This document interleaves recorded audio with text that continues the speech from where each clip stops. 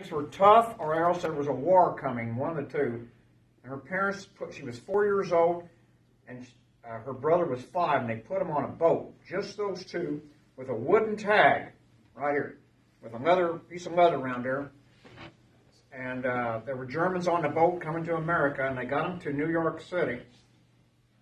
And the instructions on the tag said, "Get me to Cincinnati, Ohio," and it is an address, a German name. And the German people, nationalistic as they are, passed those two kids all the way down to Cincinnati, and they got there safe. And there she grew up. She moved to Louisville, married a guy named Coleman, and somehow ended up in Tell City. And she was an outstanding baker, and she made pies that nobody could make a pie like Mrs. Coleman. And she made pies so good that people in Louisville started wanting them, and they would ship them up there by train. But they had to stop because the mice kept eating them. True story. The mice were eating them. But if you remember Lee Hagedorn, anybody remember Lee? Oh, yeah. Fine guy. And Lee was 12 years old. He used to deliver pies for her. Of course, Lee grew up with about 10 or 11 kids, and he said, we didn't have enough to eat.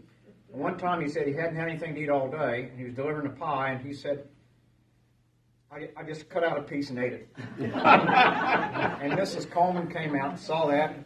She said, Lee, what's going on? He said, I haven't had anything to eat all day. And she said, that's okay, but next time you need a pie, you tell me and I'll make you one. And Lee just thought the world of her. But if you see some old-time pictures, it's down around where Edward Jones building. It's real close to there.